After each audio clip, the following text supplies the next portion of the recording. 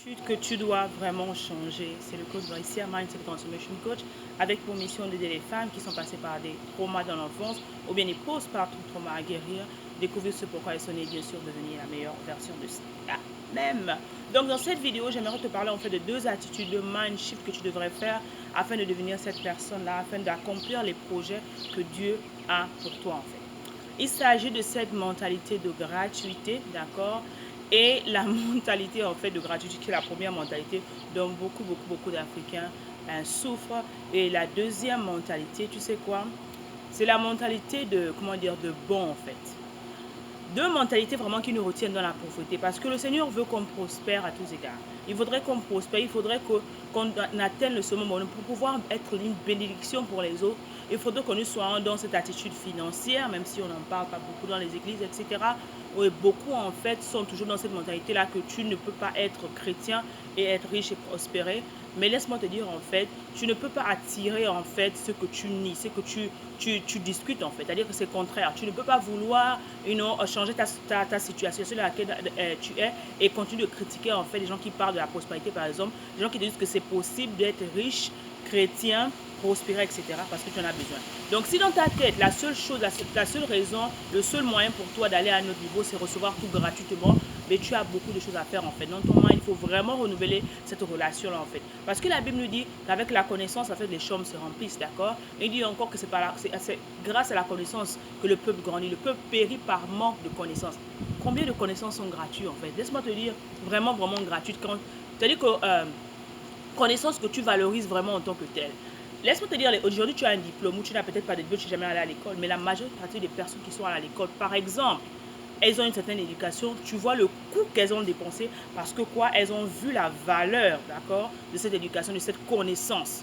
Rien ne se fait au hasard. C'est-à-dire que ton temps, c'est une valeur déjà, c'est de l'argent. Le temps que tu pars 2 heures, 3 heures, si tu dis, ah, c'est gratuit, c'est sur YouTube, même une vidéo sur YouTube, tu passes de temps dessus, tu investis. Donc ce n'est pas gratuit parce que ton temps, qui est la chose la plus importante, tu l'investis en écoutant cette vidéo en fait. D'accord? C'est très important de voir d'une manière différente.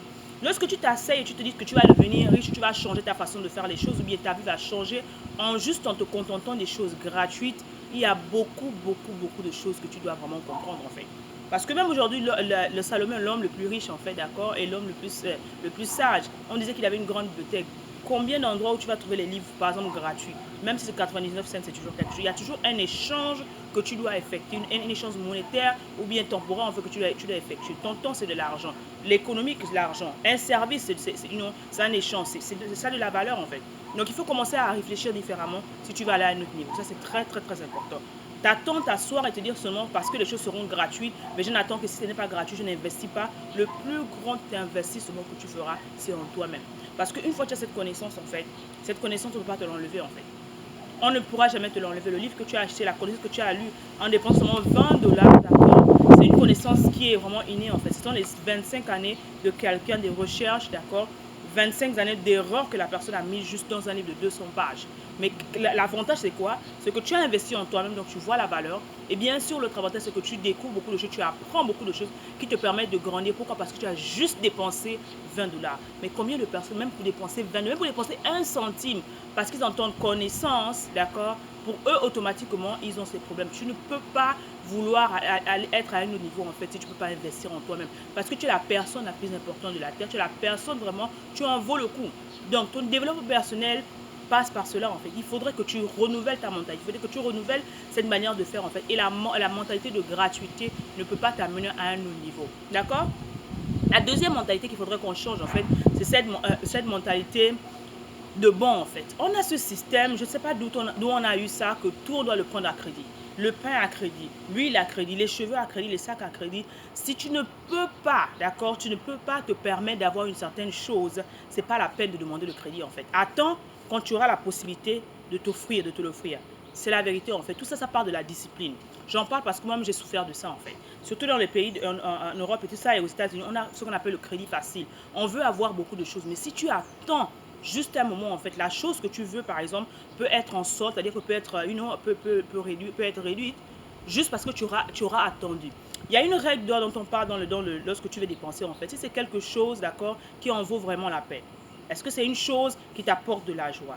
Est-ce que c'est une chose en fait qui fera que si tu la dépenses, ça va comment dire, empiéter, d'accord, sur ta famille, d'accord? Et la dernière chose, est-ce que tu peux attendre? Si tu réponds même à une seule de ces questions, oui, je t'assure que ta dépense en ce moment peut attendre.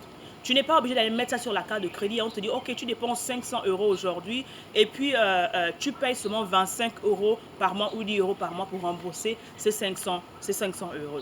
Mais laisse-moi te dire, tu payeras toujours plus parce qu'il y a les intérêts dont on ne te parle pas. Mais c'est comme ça en fait. On ne peut pas te vendre quelque chose que tu ne payes pas sur place, sans que la personne qui te vend cette chose-là ait un bénéfice. C'est la loi du commerce, c'est comme ça en fait.